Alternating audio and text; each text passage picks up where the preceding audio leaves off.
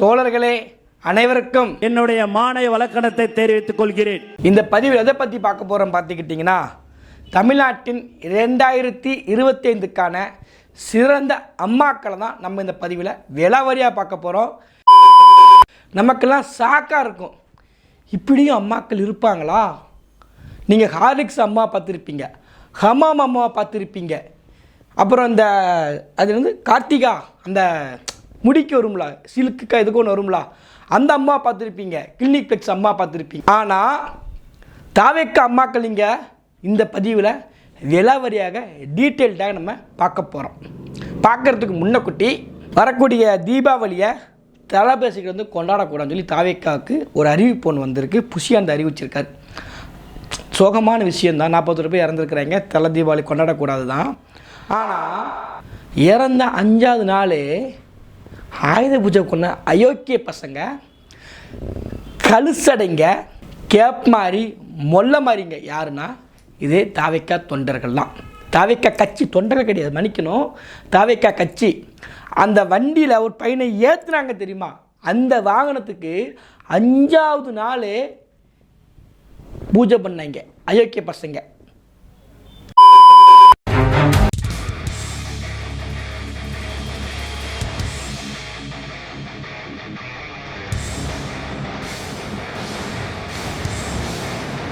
கரூருக்கு தளபதி ஏன் போகலை, சாரிங்க தளபதி கிடையாதுங்க, தலைவிதி. இந்த தலைவிதி ஏன் போகலன்னு சொல்லி எத்தனையோ பேர் கேள்வி கேட்குறீங்க. அதுக்கு சாலிடான ஒரு காரணம் ஒன்று இருந்திருக்குங்க. அவர் சும்மா ஒன்றும் போகாமல் இல்லை, 21 நாள் கடந்துருச்சு. இப்போ வரைக்கும் அவர் போகாமல் இருக்கிறதுக்கு முக்கியமான காரணம் அவர் கையில் தலைவிதி கையில் இருக்குது. அதனால தான் அவர் போகவே இல்லை. என்ன காரணம் தெரியுமா? எந்திரிச்சேன், பல் தேய்ச்சேன், குளித்தேன், சாப்பிட்டேன், அப்புறம் ரெடி ஆகிட்டு திரும்பி படுத்து தூங்கிட்டேன்.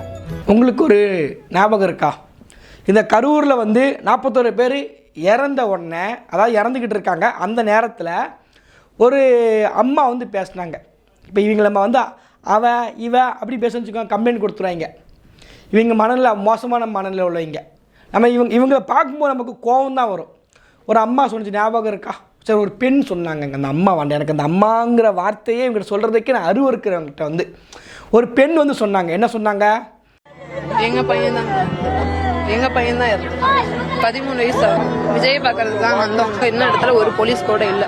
50 பேத்து மேல 50 பேர் உளுந்து கிடக்குறாங்க. யாரை தூக்குவாங்க சார்? யாரையும் தூக்கல. ஏன் நீங்க பாதுகாப்பு கொடுக்கல? எங்களுக்கு அது பதில் சொல்லி ஆகணும். ஏன் போலீஸ் வந்தப்ப கொடுக்கல? நாங்க இருந்த இடத்துல போலீஸே இல்லை. அப்ப ஏன் நீங்க கம்மியா கொடுத்தீங்க? இதுக்கெல்லாம் பதில் சொல்லி ஆகணும். நாங்க ஒவ்வொரு குடும்பமும் ஒவ்வொருத்தரை இழந்து போய் நின்றுட்டு இருக்கோம். நாங்க விஜய் சார் மேல எந்த குறையுமே சொல்ல மாட்டோம். செந்தில் பாலாஜி சார் எங்களுக்கு பதில் சொல்லியே ஆகணும். சிஎம் சார் பதில் சொல்லியே ஆகணும் சார். இதை பார்க்கும்போது நம்ம முதல் நம்ம சொன்னோம், ஒரு 13 வயசு பையன் இறந்து போயிருக்காம்னா, அப்போ அதை பார்க்கக்கூடிய மனநிலையில் ஒரு அம்மா இவ்வளோ ஸ்ட்ராங்காக எப்படி இருப்பாங்க, பெத்த தாய் எப்படி இருப்பாங்க? அப்போ அது ஒரு வேளை போலியாக இருக்கலாம்னு சொல்லி நம்ம ஒரு பதிவு ஒன்று அப்போவே போட்டிருந்தோம், நம்ம வந்து சொல்லியிருந்தோம். ஆனால் நீங்கள் நல்லா பாருங்கள், 41 பேர் இறந்ததில் இந்த சின்ன பையனுடைய அம்மா எத்தனை பேர் வந்துட்டு போயிருக்கிறாங்க. அப்புறம் கணவர் இறந்தோடைய மனைவி பேட்டி கொடுத்துருக்காங்க, இல்லை மனைவி இறந்தோடைய கணவர் பேட்டி கொடுத்துருக்காங்க, எத்தனையோ வந்திருக்கு. ஆனால் 41 பேர் இறந்ததில் நல்லா யோசிச்சு பாருங்கள், இந்த பெண் பேசின, இல்லை இந்த பெண் கண்ணீர் விட்ட, இந்த பையனோட இந்த அம்மா இந்த பெண்ணோடைய குழந்தை இறந்துன்னு சொன்னாங்களா, அந்த புகைப்படம் எங்கேயாவது ஏதாவது ஒரு இடத்துல கிடச்சிச்சா? அப்போ இவங்க எப்படி ஒரு போலி செய்தியை உருவாக்குறாங்கன்னு பாருங்கள். அது எப்போ உருவாக்குறாங்க? ஒரு நாள் கழிச்சு கிடையாதுங்க. சம்பவம் நடந்த 1 மணி நேரத்திலேயே ஒரு பெண்ணை வச்சு, ஒருவேளை இறந்து இருந்திருக்கலாம், எனக்கு தெரியாமல் கூட இருந்திருக்கலாம், ஒருவேளை இறந்து இருந்திருக்கலாம். ஆனால் இந்த 20 நாளாக பார்த்துட்டோம். 20 நாளாக எத்தனையோ பேர் இறந்தவங்க பேட்டி கொடுத்துருக்குறாங்க, அழுகிற வீடியோ வந்துருக்கு. அந்த இன்சிடென்ட்டுக்கு பிறகு, அதாவது டிசம்பர் 27 அந்த கரூரில் 41 பேர் இறந்ததில், அதுக்கு பிறகு இந்த பெண் பேசின வீடியோ ஏதாவது ஒரு இடத்துல கிடச்சிருக்கா? என் பையன் இறந்துட்டான், என் பையன் புகைப்படம் இதுதான், இல்லை விஜய் எனக்கு ஃபோன் பண்ணி பேசினார். நீங்கள் யோசிச்சு பாருங்கள், இவங்க பேசும்போது என்ன சொன்னாங்க? கவர்மெண்ட் தான் காரணம், கவர்மெண்ட் கோட்டை விட்டுருச்சு, செந்தில் பாலாஜி காரணம், சிஎம் காரணம் சொன்னாங்கல்ல. அப்போ இவர்கிட்ட விஜய் பேசியிருக்கணும்ல, பையனே இழந்துட்டாங்கல்ல, ஃபோன் பண்ணி பேசினதில் விஜய் பேசியிருக்கார இவங்ககிட்ட, இவங்ககிட்ட பேசினாங்க, இவங்க இவெல்லாம் பூரிச்சு பேசியிருப்பாங்க. அப்போது எங்கே நடிப்பு ஆரம்பிக்குன்னு பாருங்கள். இது வந்து நான் திரும்பியும் சொல்கிறேன், ஒரு தாவைக்காங்கிற வந்து 100 முசோலினுக்கும் 1000 ஹிட்லருக்கும் சமமானவங்க, அரக்க குணம் உள்ளவங்க. அங்கே செத்து கிடக்குறான், அதில் அரசியல் பண்ணுறாங்க. நான் திரும்பியும் சொல்கிறேன், ஒருவேளை பொண்ணுடைய பையன் இறந்துருக்கிறான் ஒருவேளை, ஆனால் நமக்கு நம்பிக்கை வர மாட்டேங்குது. இது எப்படி சாத்தியங்கிற கேள்வி இருக்குது. இப்போ வரைக்கும் இந்த கேள்வி எழுந்துகிட்டு இருக்குது. யோசிச்சு பாருங்கள். அதுக்கு பிறகு அந்த பெண் பேசின வீடியோ எங்கேயுமே இருக்காது. அப்போ ஒரு மாயை உருவாக்குறாங்க மோசமானவங்க. இவங்க வந்து அரசியல் வர்றதுக்கு முன்னக்குட்டியே, தேர்தல் சந்திக்கிறதுக்கு முன்னக்குட்டியே இவங்க இவ்வளோ விஷயம் செய்கிறாங்கன்னா, இவங்கக்கிட்ட ஒரு வேளை ஏதாவது ஒரு தப்பித்தவரி மெடிக்கல் மிராக்கிள் மெடிக்க ஏதாவது நடந்துட்டுனா நாட்டை அழித்து போட்டுருவாங்க. நமக்கு வந்து தனிப்பட்ட முறையில் இவங்க மேலே எந்த விதமான கோபமோ வருத்தமோ எதுவுமே கிடையாது. ஆனால் என்ன வருதுன்னா, இவங்க பேசும்போது ஒரு கோபம் ஒன்று இருக்குது, கேளுங்க. தலைவருக்கு வர வேணும். யாருங்கம்மா? விஜய் வர வேணும். கோவம் இல்லைங்களா உங்களுக்கு? எங்க கோவம் இல்லை. என் பையன் போனாலும் போயிட்டு போறியா, எனக்கு பையன் மாதிரி என் பயலாட்டமே இருக்கிறாரு. அம்மா தயவு செஞ்சு என்ன மன்னிச்சிருங்கம்மா, என்னை மன்னிச்சிருங்க. நான் பொம்பளை ரொம்ப மதிக்கிறேன், ஆனா இப்போ எனக்கு வேற வழியே இல்லம்மா.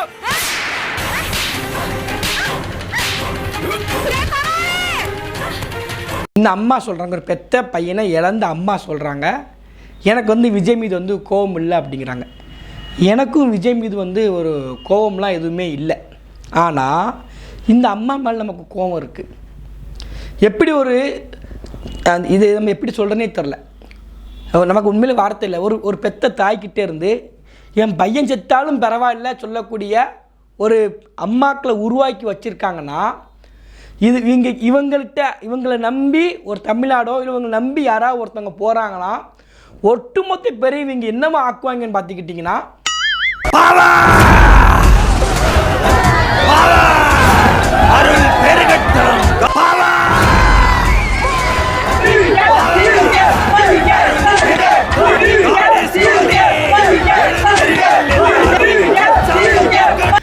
இந்த மாதிரி பைத்தியம் பிடிச்ச மாணிக்க சுற்றிக்கிட்டு இருக்கிறாங்க.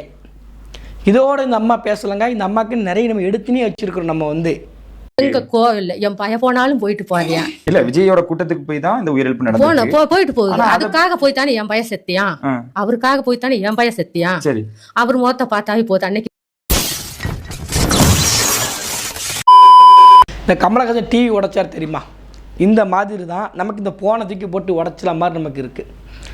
எப்படி இவங்க இருக்கிறாங்க, இது எந்த மனநிலை, இது வந்து சைக்கோ பிடிச்சி சுற்றிக்கிட்டு இருக்கிறாங்களா, இதில் நம்ம பெருந்தன்மை எடுக்கிறதா, இதில் என்ன பெருந்தன்மை முதல்ல வந்து, இதில் என்ன பெருந்தன்மை, என்ன சாதிச்சிட்டாங்க இவங்க வந்து, என்ன கிடச்சிருச்சு இதனால், எப்படிப்பட்ட ஒரு கூமுட்டைகளை உருவாக்கி வச்சுருக்காங்க பார்த்துக்கோங்க. அதுவும் ஒரு பெத்த தாய். அது இப்போ உள்ள ட்ரெண்டான அம்மா கூட சரி ரைட்டு, இப்போ உள்ளவங்க ஒரு மன வலிமை இருக்கிறாங்க, ஒரு ட்ரெண்டாக இருக்கிறாங்க, படிச்சிருக்காங்க, எல்லாம் படித்து உலகத்தில் இருந்தால் இறந்தான் போவாங்க அப்படி சொன்னால் கூட பரவாயில்லைங்க. இப்போ அதுவே நம்ம ஏற்றுக்க முடியாது. ஆனால் இப்போ உள்ளவங்க கொஞ்சம் நார்மலைஸ் பண்ணிக்கிறாங்க. சரி பாருங்க இறக்குறாங்க, இதெல்லாம் இது ஒரு இதான் அப்படின்னு எல்லாம் நடக்கிறதா அப்படி நினச்சிட்டு ஒரு அந்த மெச்சூர்டாக போகிறாங்க கூட நம்ம எடுத்துக்கிடலாம். நம்ம வந்து எப்படி பார்த்தாலும் இவங்களுக்கு ஒரு 50 வயசுக்கு மேலே இருக்காது. 80s 70s 60s தானே இருப்பாங்க இந்த அம்மாவை பொறுத்த வரைக்கும். எப்படி 70 பிறந்திருப்பாங்களா இவங்க காலம் ஃபோனு கீனு எதுவுமே கிடையாது. அப்போ அப்படி இருக்கும்போது இவங்களை கொண்டு மாற்றிருக்காங்க பாருங்கள். இதுக்கு தான் சொல்கிறேன், இது வந்து முளையிலேயே கிள்ளி எறிய வேண்டிய கட்சி இந்த கட்சி வந்து. ஏன் நம்ம டிவிக்கு எதுக்குறோம்னா, இந்த ஒரே ஒரு விஷயம் போதும், ஒரு வீடியோ போதும் நமக்கு வந்து. இவங்களை வளர விட்டோம், இவங்க வளர்றாங்கன்னா ஒட்டுமொத்த பேரையும் ஜோம்பி கூட்டமாக மாற்றி விட்டுறாங்க இவங்க வந்து. என்ன நிறைவேறணும்னு நினைக்கிறீங்க? தலைவருக்கு வர வேணும். யாருங்கம்மா? விஜய் வர வேணும். கோவம் இல்லைங்களா உங்களுக்கு? எங்க கோவம் இல்லை. என் பையன் போனாலும் போயிட்டு போறியா, என் பையன் போனாலும் போயிட்டு போறியா, எனக்கு பையன் மாதிரி என் பயலாட்டமே இருக்கிறாரு. என் பையன் இருந்தா போதும். இல்ல, விஜயோட கூட்டத்துக்கு போய் தான் இந்த உயிரிழப்பு நடந்துச்சு. போயிட்டு போகுது. போயிட்டு போகுது. இப்போ அது கீழே வந்து ஒரு போஸ்ட் ஒன்று இருக்குது, கீழே ஒன்று எழுதியிருக்கு, நீ பேசல அந்த 20 லட்சம் பேசுதுன்னு சொல்லி. எனக்கு உண்மையிலே இந்த மீமு போடக்கூட எனக்குலாம் உண்மையிலே கஷ்டமாக வர இருக்குது எனக்கு வந்து. ஆனால் போடுறதுக்கு ஒரு கட்டத்துக்கு மேலேனா ஏன் இவங்க இருக்கலாமே நமக்கு தோணுது.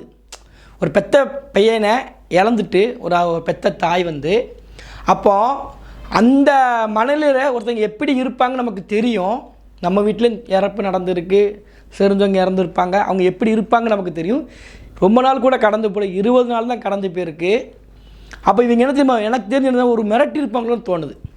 எப்படின்னா நீங்கள் வந்து இந்த இடத்துல தலை போய் தப்பாக பேசக்கூடாது, உங்களுக்கு 20 லட்சம் உடனே ஸ்பாட்லேயே கொடுத்துருவாங்க அப்படின்னு சொல்லி ஒரு மிரட்டி வச்சுருப்பாங்க. நமக்கு தோணுது எல்லாருமே துட்டுக்கு பேசலாம்ல, அப்படி நம்ம சொல்லக்கூடாது. ஆனாலும் இவங்க இப்படி பண்ணிடுவாங்க நமக்கு தோணுது. நமக்கு வந்து யோசிச்சு பாருங்கள், 20 லட்சம் கொடுக்க போகிறார் தளபதி. அடிப்பட்டவங்களுக்கு அது போக தனி அமௌண்ட்டு கொடுப்பாருன்னு சொன்னாங்க.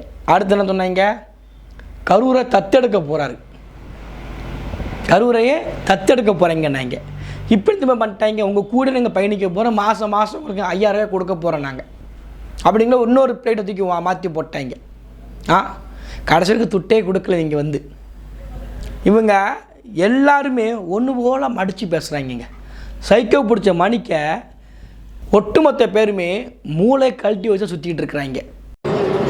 பட் அஜித் வாழ்க, விஜய் வாழ்க, நீங்கள் எப்போ வாழ போகிறீங்க? வேணா யூ பண்ணுறது. I think that was a lovely thing you told fans. I'm very grateful to the love that you have all given me, but please look after your life. I love that. I'd be a very happy man when I get to know that my fans are also doing very well in life. Excellent. என்ன நிறைவேறணும்னு நினைக்கிறீங்க நீங்க? தலைவருக்கு வர வேணும். யாருங்கம்மா? விஜய்ங்களா? விஜய் வர வேணும்.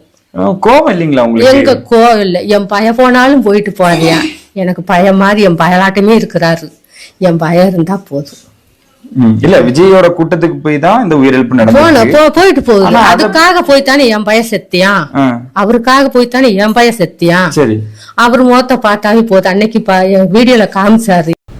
ஒரு நல்ல மனுஷனுக்கும் ஒரு தற்கூரிகளுக்கு இருக்கக்கூடிய வித்தியாசமே இதுதான்.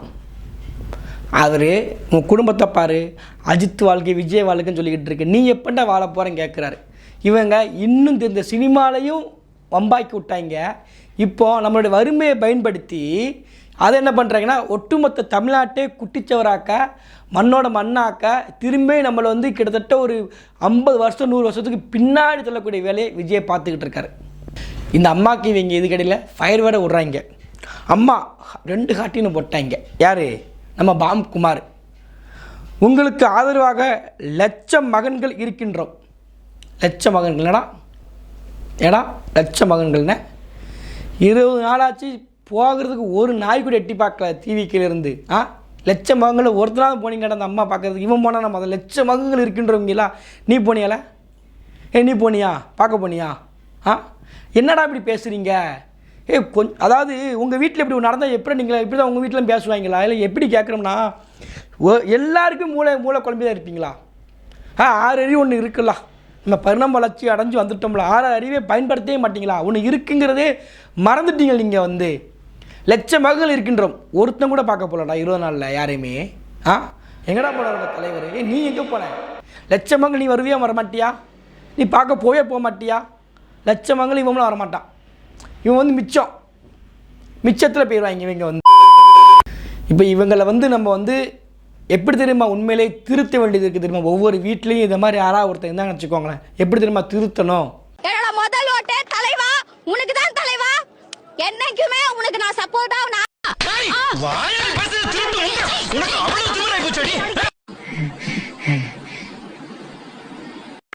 எங்க தளபதி கால் தூசி அவனும் வரமாட்டானுங்க. விஜய் அவர்களை பிடிச்சு அந்த தமிழக வெற்றி கழகத்தில் இணைஞ்சாரு. அந்த கொள்கைகள் அந்த விஷயம், அவரோட கொள்கைகள் இதெல்லாம் பிடிச்சதுனால அதில் போயிட்டு வந்துருக்கோம். ஆக்சுவலாக அவர் வந்து தல ரசிகர் தான். அவர் தல ரசிகர். அவருக்கு அந்த கொள்கைகளில் விஜய் வந்தால் நல்லாயிருக்கும், ஸோ நம்ம வந்து அவங்களுக்கு இதாக இருக்கும் அப்படின்னு சொல்லிட்டு தான் இதில் போனாங்க. இதை பார்க்கும்போது நமக்கே பின்னாடி பேக்ரவுண்டில் ஒரு பிஜிஎம் போட்ட உடனே நமக்கே கண்ணு கலங்கிற வேலையை பார்த்துருவாங்க இவங்க வந்து.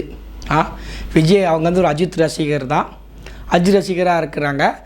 டிவிக்குடைய கொள்கையை பார்த்துட்டு அந்த கட்சியில் இணைஞ்சாங்க. நமக்கே சரி இந்த பேக்ரவுண்டு பிஜிஎம் போடுறாங்க பாருங்கள், எப்படி சிம்பதி கரு பண்ணுறாங்க பாருங்க. வேணும் வந்து இறந்த வீட்டுக்குள்ளே ஜுஷ்டி வீட்டுக்குள்ளே அவங்க பேசுகிறாங்க, அது பின்னாடி பேக்ரவுண்டில் பிஜிஎம்மை போட்டு அப்படியே ஒரு மாயை உருவாக்கி பார்க்குறாங்க. நம்ம மனசுக்குள்ளே அந்த மியூசிக்கை போட்டு அந்த சேடு மியூசிக் வருது தெரியுமா? அப்போ நம்மளே அப்படி மாதிரி கொண்டு வராங்க பாருங்கள். அஜித் ரசிகர்கள், அப்புறம் சூர்யா ரசிகர்கள், ஆனால் நாங்கள் தாவிக்க தொண்டர்கள். என்னங்கடா எந்த மாதிரியான மனநிலை இதெல்லாம் வந்து? ஒரு ஒரு ஒரு புகைப்படம் வீடியோ ஒன்று இருக்குது, நீங்கள் நல்லா பார்த்துக்கோங்க. அஜித் அவர்களுடைய அஜித்தும் விஜயும் இருக்கிற மாதிரி ஒரு ஃபோட்டோ. அந்த ஃபோட்டோ வந்து ரூமுக்குள்ளே இருந்து, அதாவது அவர் போகக்கூடிய அந்த வண்டி இருக்குது தெரியுமா, அந்த வண்டிக்குள்ளே இருந்து வீடியோ வருது. எத்தனையோ விஜயோடைய புகைப்படம், ஃபோட்டோஸு, வீடியோ எல்லாமே வெளியிலேருந்து தான் வரும். அஜித் கூட இருக்க மாதிரி ஒரு புகைப்படத்தை மட்டும் என்ன பண்ணாங்க, கையெழுத்து போடுற விஜய் கையெழுத்து போடுற மணிக்க போட்டு வெளியே அனுப்புகிறாங்க. வீடியோ உள்ளேருந்து வருது. எப்படி உருவாக்குறாங்க பார்த்தீங்களா அரசியலில் வந்து இவங்க. அஜித் ரசிகர் கூட இங்கே வந்து இணக்கமாக இருக்கிறாங்களாம்.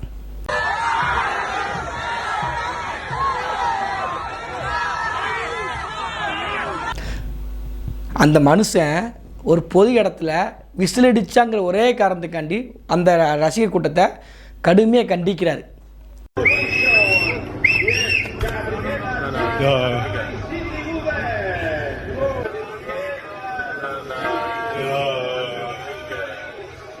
அவரும் தற்குறித்தனமாக லைட் அமர்த்தி ஆன் பண்ணி பின்னாடி போகக்கூடிய ஒரு தற்குறி கூட்டத்தை சைக்கோ மாதிரி வேலை பார்த்துட்டு இருக்கான். அவனை பார்த்து ரசிக்கிறவனு ஒன்றா முதல்ல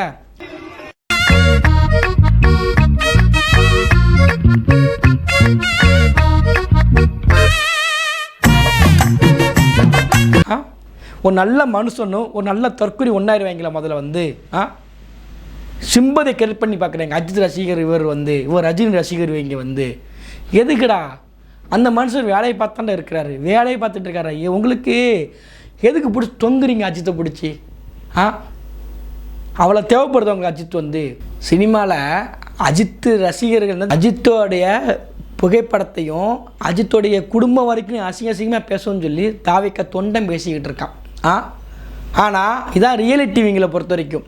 ஆனால் அரசியலுக்காக அஜித் ரசிகர் விஜய் வந்து வீட்டுக்கு அவருடைய அந்த வேனுக்குள்ளே இருந்து வீடியோ எடுத்து அனுப்புவாங்க. மானங்கட்ட பசங்க, மானங்கட்ட அரசியல் பண்ணக்கூடிய மானங்கட்ட. என்ன விளையாடுறீங்களா? தற்குறி விஜய் கழகம், அதுக்கப்புறம் தலைமறைவு விஜய் கழகம், அதுக்கப்புறம் தாமரை விஜய் கழகம். I can't believe this. யாருமே இல்லையா? மேடம் அவர் கூட இருக்கிறவங்களுக்கு எல்லாம் மூளை வளர்ச்சி கம்மி. ஒன்ஸ் அவர் கேங்குக்குள்ள போயிட்டாங்கன்னா கடைசி வரை தற்குறி தான்.